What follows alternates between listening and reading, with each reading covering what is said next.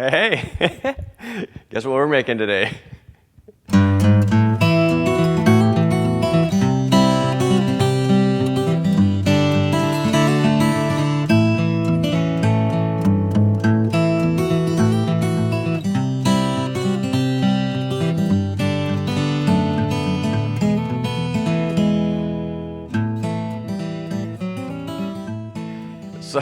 So I'll admit, this project was my plan B, I guess. My original hope was that I was going to be able to make a drum, like a tongue drum, but it didn't quite go so well. So we're going to be making a xylophone, and this was kind of a neat project. It was a big learning curve for me because going into it, I didn't know anything about it. I had played them. I was a percussionist when I was in high school and stuff, but I had never built one. So I thought to myself, well, how difficult can this really be? I mean, it's a bunch of slats of wood in a little box, and you hit them with a mallet. But let me tell you, there was a little bit of a learning curve, which is why we're a little bit late getting this video out. So I finally got the tuning part of it hammered out last night. And really, that was the biggest hurdle for me, was getting everything in tune. And I guess I wanted to get it tuned in the key of A, so that in my weird little mind, when my daughter's playing it, she could go along and do her ABCs, at least up to G. And I suppose you got to start all over. But the starting point was trying to determine what type of wood to use. I went around the shop here, picked up some scrap, some wood that I've got laying around, and just did some testing. And this is, I came up with 3 different pieces of wood. We've got some sapele, or mahogany, African mahogany, also a piece of teak, as well as some red birch. And we'll see how well the microphone picks this up here, but this is the sapele.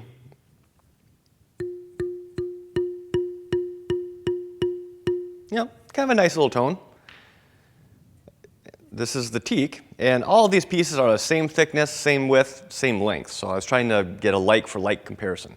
So that was the sapele. Here's the teak. A little bit higher tone. And here's the birch,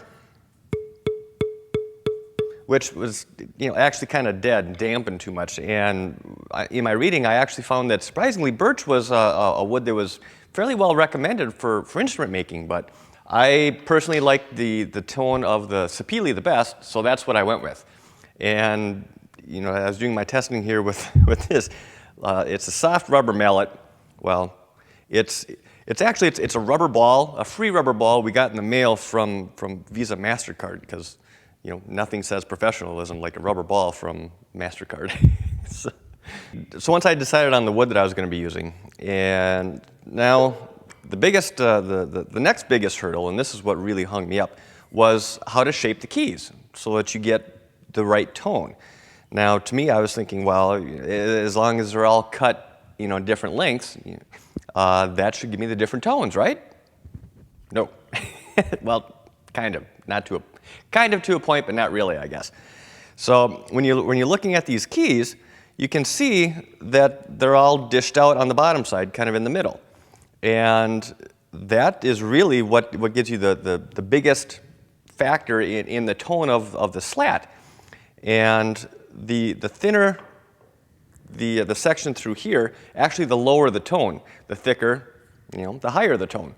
And when we get to the part of the project where we're actually tuning the keys, it becomes a little bit of a back and forth kind of a thing, where you're whittling out the middle, and if you go just a little bit too far and drop the tone below where you want it, then you got to start shaving off the ends to shorten it up. And it's just kind of a back and forth deal until you get it just right. So let's look at the little parts and pieces of this. And this was just a one scale xylophone, I guess. So there's 8 keys starting with A and ending on A. But the box itself is really simple. And I will say that you want to build this box last, because you don't really know what the shape of your keys are going to be until they're actually tuned, which was another one of my learning curves. So when I was looking around on YouTube and looking at different designs and stuff, a lot of them kept the design of the xylophone open. They didn't put it inside of an enclosed box at all, or I guess a sound box. And I wanted to make sure that I got some good sound out of this, so I decided to build it in a box for a couple of reasons. One, because I wanted to get the resonation out of the keys, but also, I'm going to be giving this to to my daughter or to a young child. And I wanted the keys themselves to be protected. I didn't want the keys overhanging, and because I know what kind of beating this thing is going to take. It's going to get carried and dropped and stepped on and spilled on and beat with. Well, I don't know what she's going to end up hitting it with, but point being, it's going to take some abuse. And I wanted the keys and everything to be protected. And also, when all the keys are in place, I wanted the distance between everything to be fairly tight, because I didn't want her to be able to get her little fingers in here and stuck. So I wanted it to be a nice, fairly tight, clean design, and I think it works. So we're going to start by ripping down the lumber for our keys, and I've got a nice wide board here, so I'm going to be able to get almost all of the keys out of this short little length, but roughly, what you need for stock is I cut these keys to about an inch thick, I guess, 1.25 inches wide, and there's 8 keys total. And if we were to put all those just in a single straight line, you're going to need about 6 feet of length. Now, since I'm able to go side by side here, I'm only going to need less than about 20 inches. So we're going to go ahead and rip this off, and then we're going to start ripping out the keys.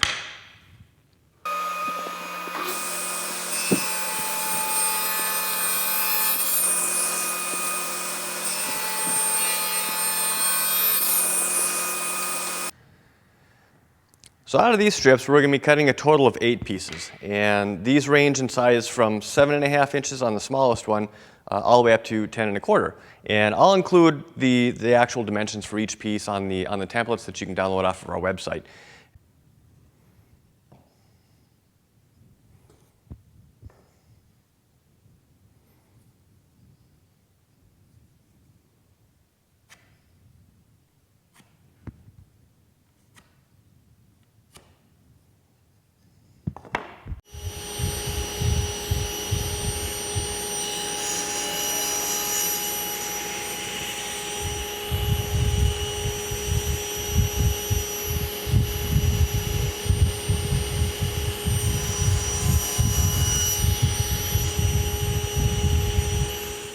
So now that these pieces are roughly cut to the length, I'm going to come in with a straight edge.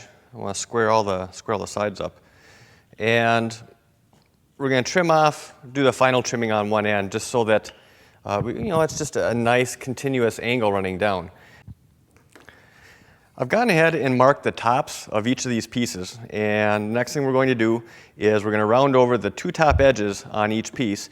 And to do that, I'm going to be using a 1/4 inch round over bit on my on my makeshift portable router table.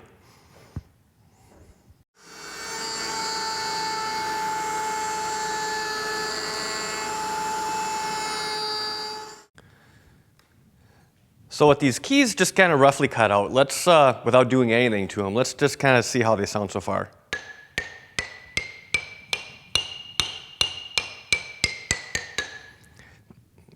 Not in tune, not even close. And I guess for my taste, still a little too, they're too high. I don't want a clanky or a clacky sounding xylophone in my house that's going to be being beat on by a 2-year-old. So I want to lower that tone and make it a little bit more mellow, a little bit more, a little easier to manage. So one thing that I learned when I was doing my research on this is that there's, on each of these bars, there's 2 points that are called nodal points. And really, I guess in a nutshell what those are is when you're looking at a piece of wood, when you strike it, the whole key itself vibrates. Now, there are 2 areas on each end of a key that when it's flexing, they remain relatively stationary. You know, all the vibration is happening in the center, and then on the ends, that's where you want to be mounting these keys, because that's going to dampen the sound the least. Now, to find these nodal points, there's a little formula that you can follow. It has, I guess, something to do with 22.5. And I'll be perfectly honest, my attention span was not there. I didn't feel like figuring it out. And so I thought, well, you know, how accurate can that really be? Because that's going to change depending on the density of the wood that you're using. So I kind of thought, well, really the easiest way to find this out is going to be to actually hold a piece of wood and tap on it, holding in different positions to see what's going to give me the best resonation or the best sound. So to do that, I guess I'm going to have to tell you guys that the easiest way is to embrace your inner hippie. You know, I think at some point in time, at least before the days of the TSA getting heavily involved in airport security, we've all seen these guys huddled up in the corners of the airports, kind of banging their drum and nodding their head.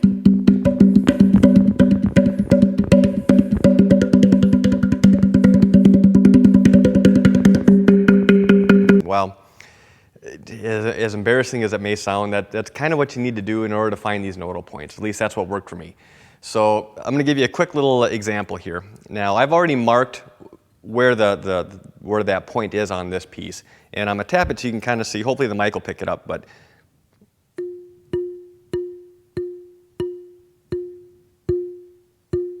hopefully you can hear that a little bit of a ringing afterwards.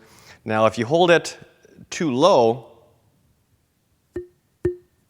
it's very muffled, it doesn't ring. And then now I'm holding it above that spot, and it's even worse. So come back down to the sweet spot. You've got some pretty decent sound. So the nodal points on these keys, I had said that we're going to be mounting these roughly coming in 2 inches from each edge. And that's actually going to be roughly where that sweet spot's going to be. So that being said, now that we've kind of heard how these sound rough, let's take everything over the bandsaw, and we're going to start cutting out the bottom sides of these keys to lower the tone and also to tune them. The first key that I'm going to tune is going to be the low one. You know, that's going to be my starting point. And just to kind of get a quick reference here, this is how it sounds now. I want to bring that way down. So I'm going to come in. If you look on here, I made my 2 marks, but generally I'm going to come in probably another 1/2 inch and make a mark kind of about like so. And I'm going to start by taking off about 1/4 inch on the bottom and just kind of wait and see how it sounds. If it's still too high, I'll shave off some more. If it's too low, well, then I guess that's going to be my starting point.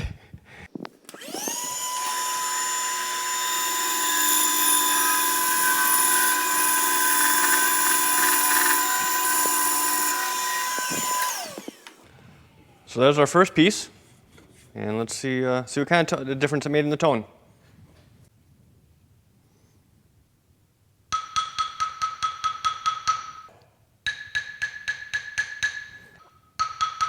Definitely dropped it, but I still think I want to bring it down a little bit further. So I'm going to come up, I'm going to take probably another 1/4 inch and see what difference that makes.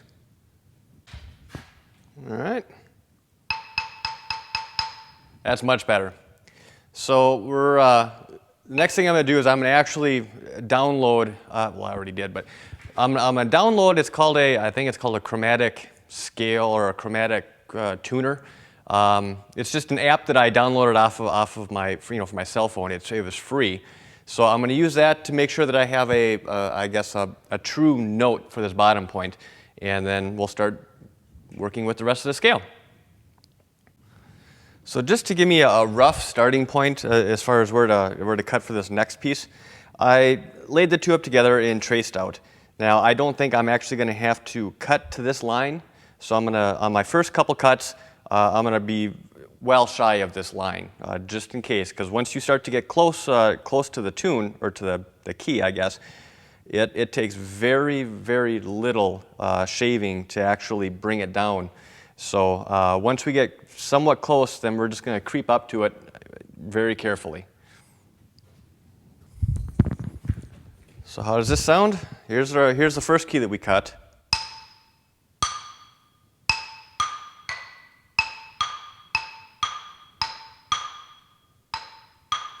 I think it's still too high. I think we need to shave a little bit more off, but let's check our handy dandy key finder and see what that says. Yeah, that's actually saying that the second key that we cut out was closer to like a G. So we skipped B, C, D, E, and F. So yeah, I'd say it's a little high. So we're going to shave some more off. Well, this is how much I cut off. And I stayed away from the line probably, well, it wavers a bit, but probably on average about 1/8 of an inch. So I think what I'm going to do is probably split this difference one more time and test it again and see how it sounds.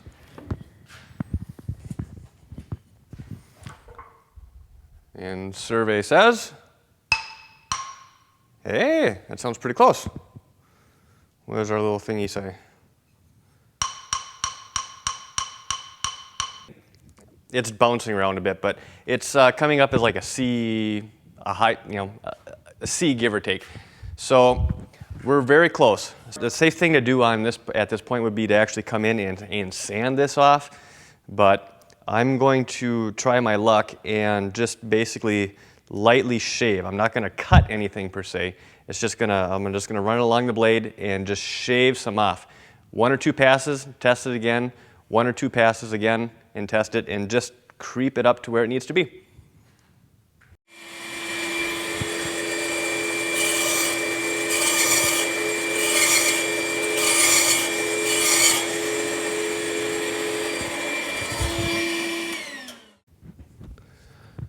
All right, so I've shaved a little bit more off, and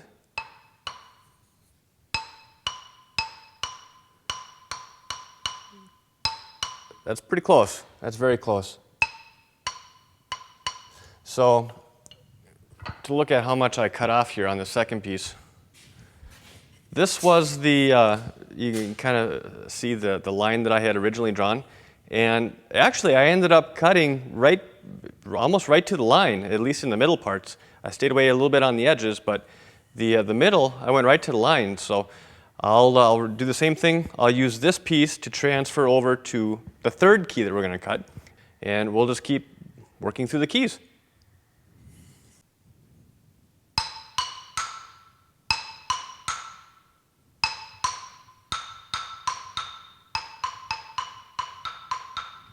Too high. All right, I think we got the third key dialed in. Let's just do a quick little test.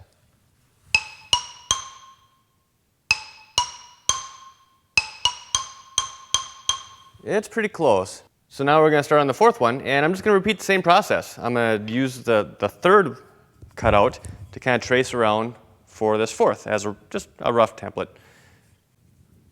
Let's see how number 4 goes.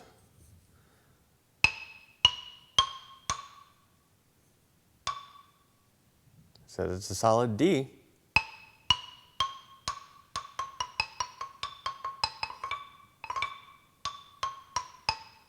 Sounds good to me. So, repeat the same process. We'll just keep working up. We're almost halfway, well, we are halfway through. So let's, hopefully, our luck carries through.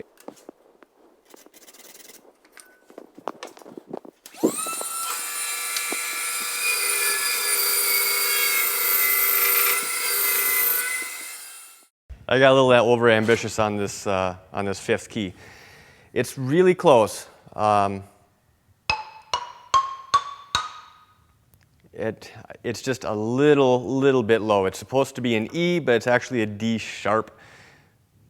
So I guess that could be close enough, but if I'm going to do it, I'm going to do this right. So I'm going to bring this piece over to the bandsaw, or over to the table saw, and I'm really going to shave off less than a 32nd off of each end, because all we're looking to do is just bring this up just a hair. and I don't want to change the profile, my angles for the sides, because then I'm going to have to trim the rest of these. This is where it gets putsy. If you shave too much off, then you've got to actually shorten it. Well, if you shorten one piece, then you've got to shorten all the others if you want to keep that same clean profile along the sides. Nice. So I'm going to try and shave off just enough to raise it up, but hopefully it won't be enough where you'll actually notice that it's short compared to the rest. So let's keep our fingers crossed. All right, I shaved it. And you can't tell from the profile that I really touched anything, so.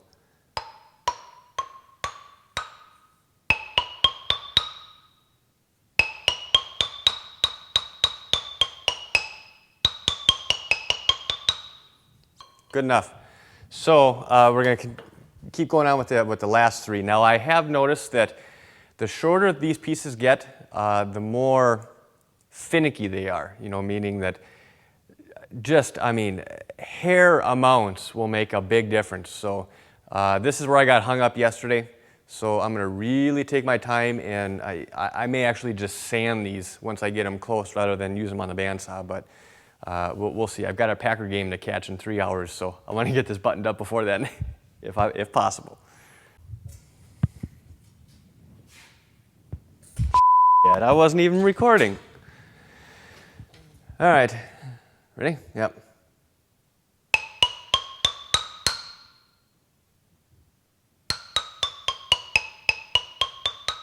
Sounds pretty good to me. Trace out the last one.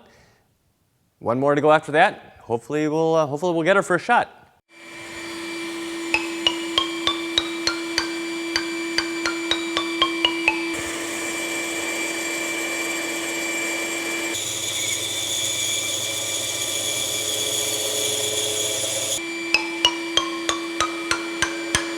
Hey!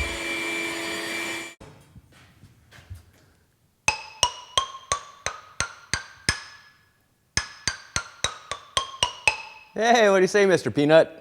Sound good?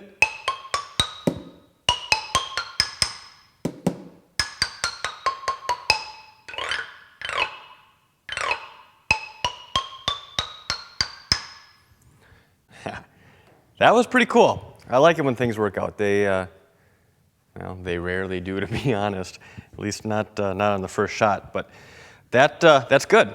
So when I was over there tuning them, I used the box that I built yesterday for what was the prototype.